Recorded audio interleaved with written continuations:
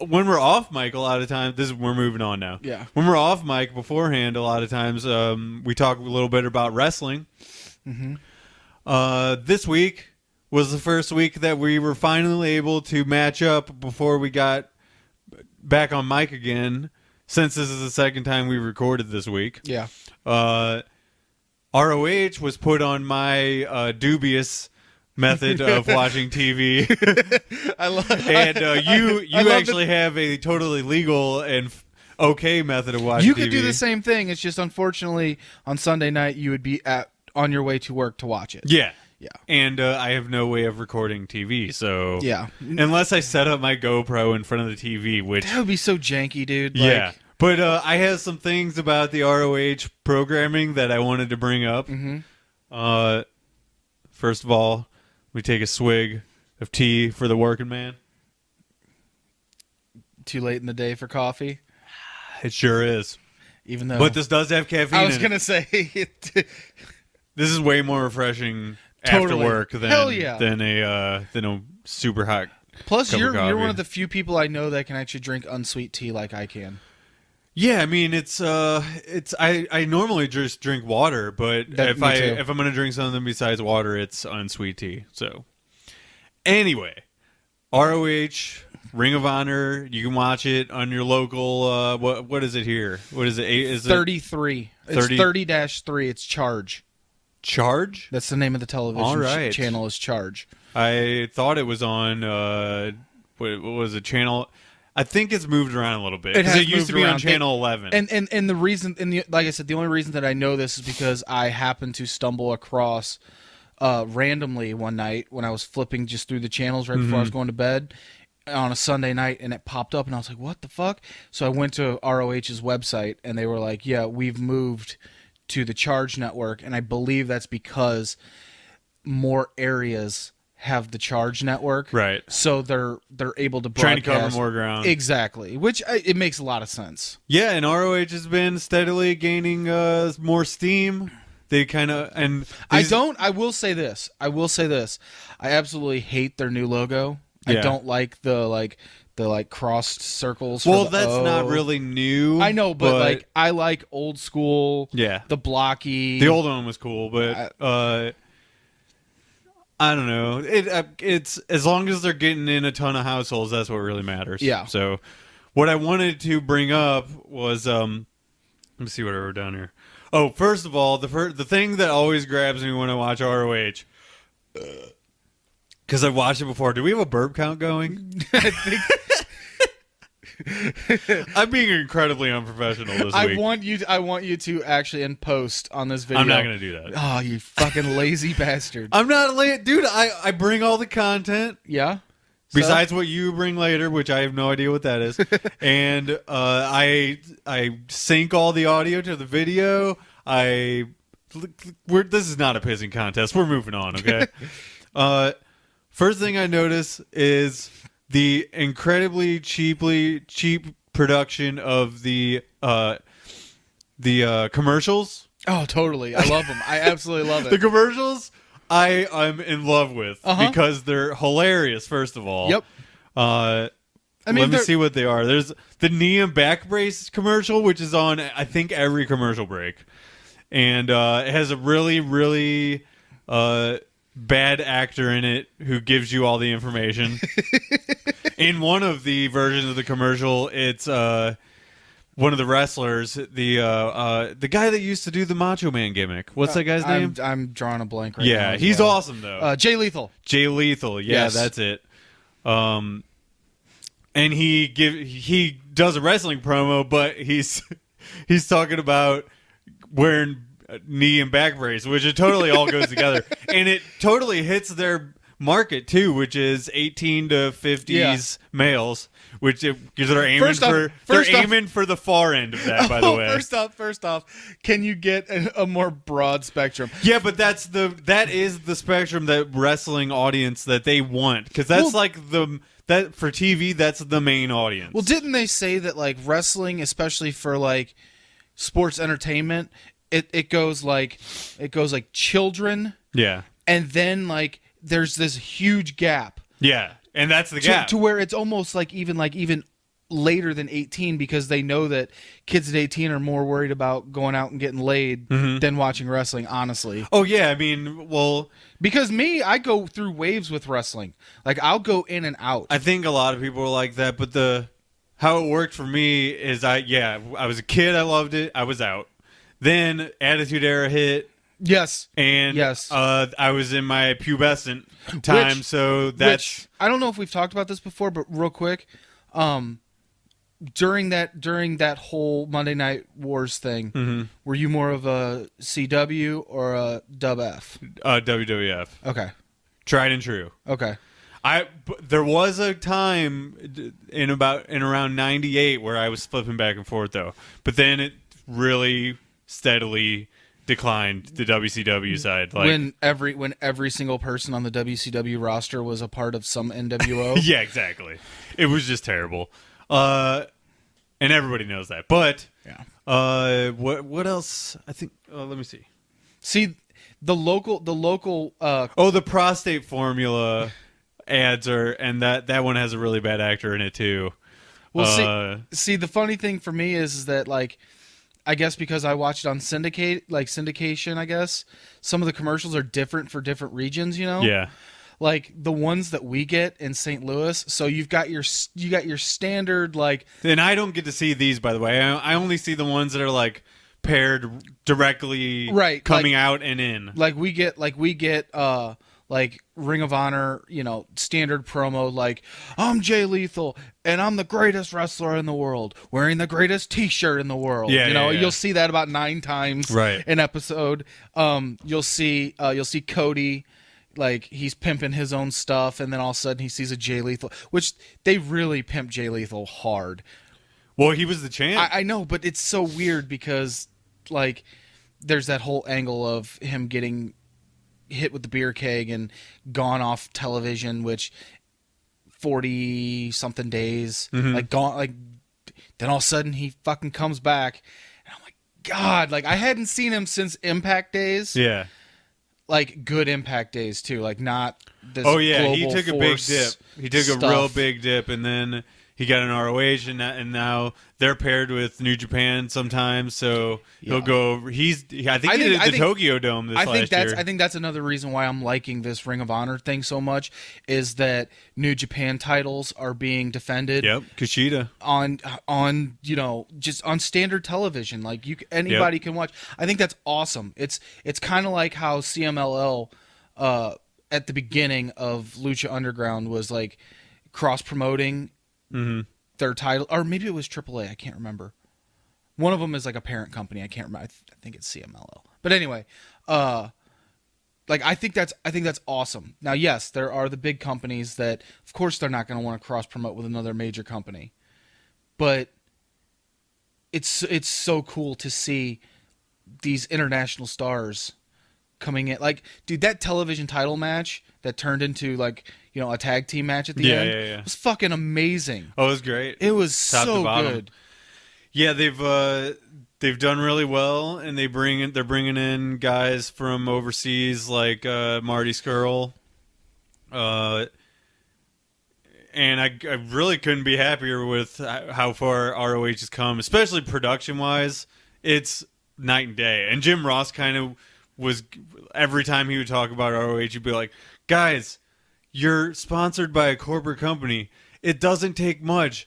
Just update the lighting, for Christ's sake, And then they did, because they listen, And when wrestling companies, like, all just the little stuff, Like, all their matches used to be kind of like shoot matches. You know what I mean? And now they kind of run the spectrum. They don't just do one thing, So that's good, too. And when I watch wrestling, I want to see.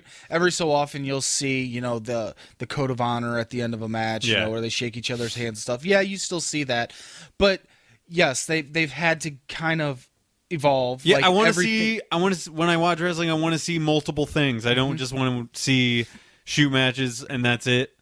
And even New Japan has been mixing it up a little bit. Like most of their shit is shoot matches. Don't get me wrong, because that's what the Japanese style is.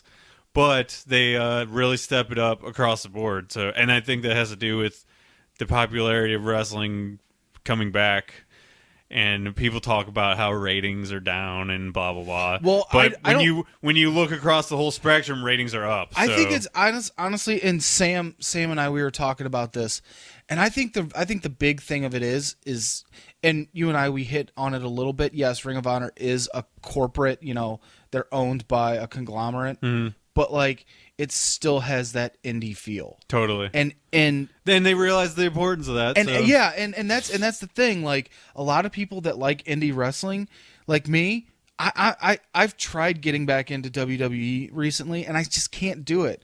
To me, it's so like, to me it just feels like, and I know that's crazy to say, but gimmicky. Well, it's because it's all gimmicky, but that's why I'm saying, like, it's so hard to get into because it's 50% fucking terrible, and then the other half, they hit it out of the ballpark. Well, yeah, when we watched it just takes the dedication of sitting through all that bullshit. When we watched that European tournament, that was fucking awesome. Yeah, and that's, I said, sometimes they really do a really good job on stuff, and the same thing with the Cruiserweight tournament.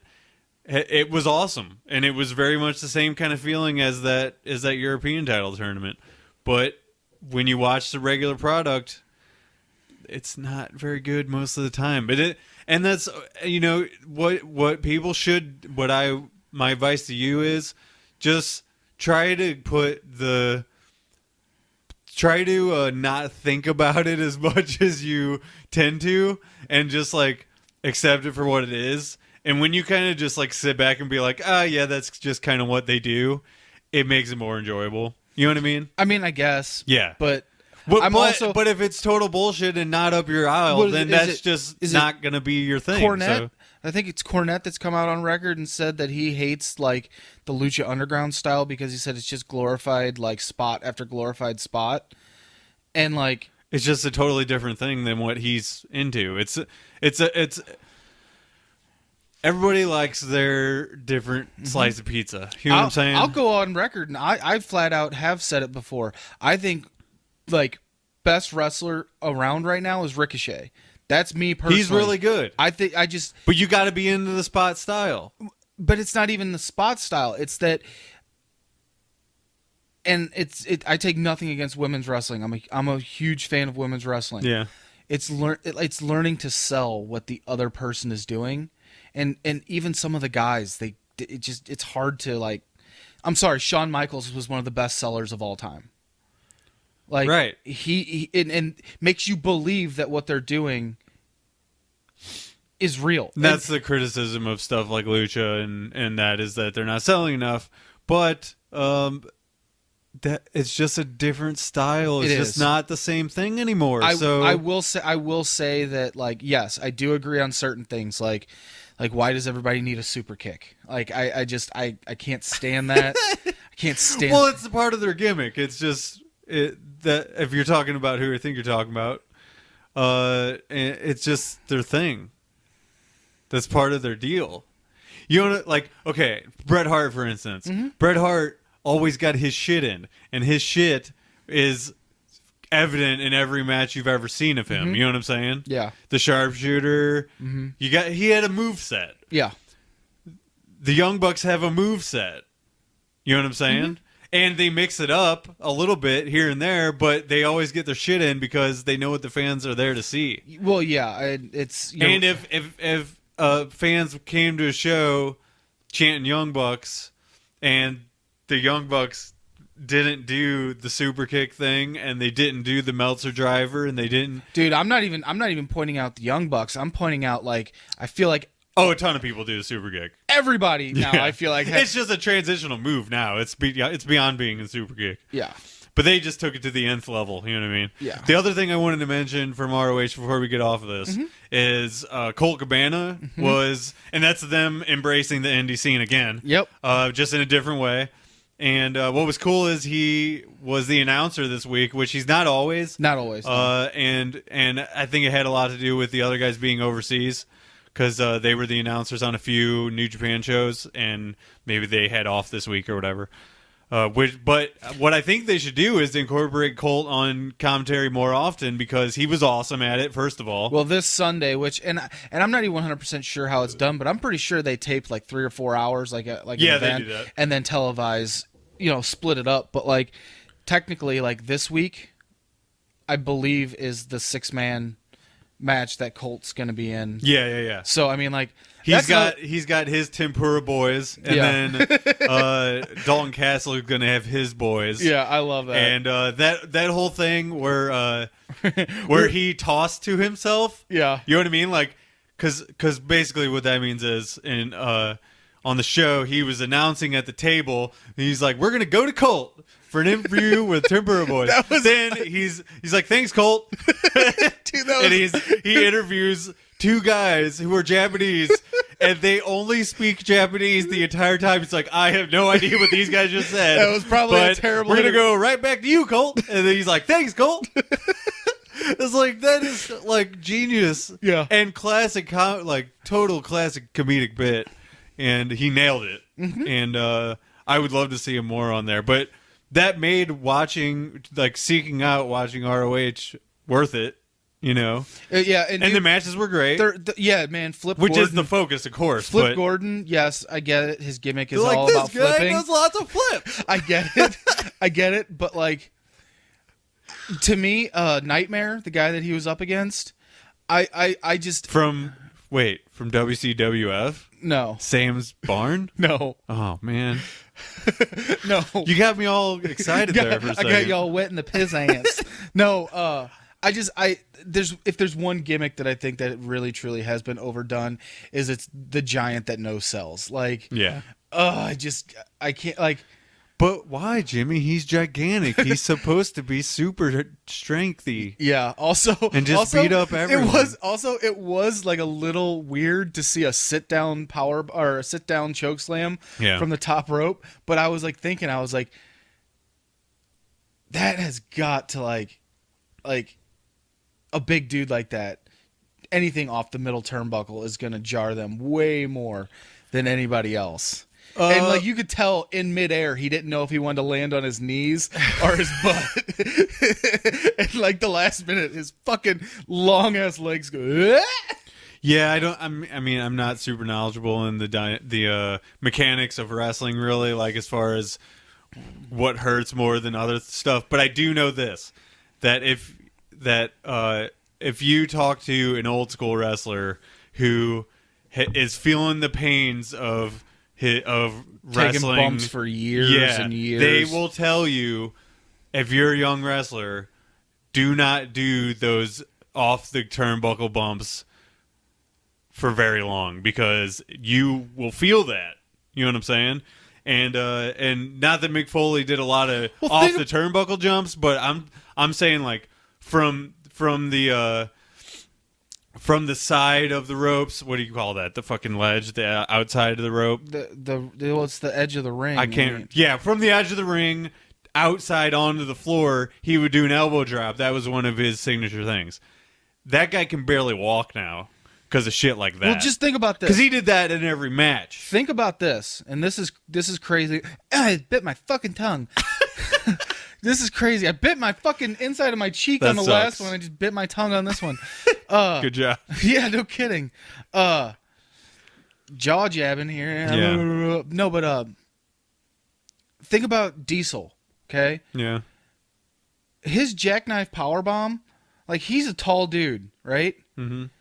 Just think about, he's literally picking you up and just letting you go from the top rope.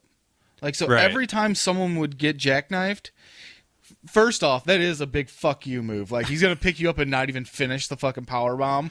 Like, he just picks you up and, like, lets you go. I think it was HBK, I think, that kind of botched it and, like, rolled out of it and, like, almost landed on his neck. But, dude, I'm telling you, like, yeah, that's a fall in the middle of a ring from the top rope. Yeah, but, and one of the first bumps I learned is a back bump, which, if it done properly, it does spread out the shock, but they are falling on their back regardless. So, at any rate, I thoroughly enjoyed ROH this week. we're not going to get to talk ROH every week because No. of the time it comes out and when we record. So Plus, it'll just depend on what day we record, basically. it's not something we need to talk about all the time. No, definitely. But if something comes up, we can certainly bring it up.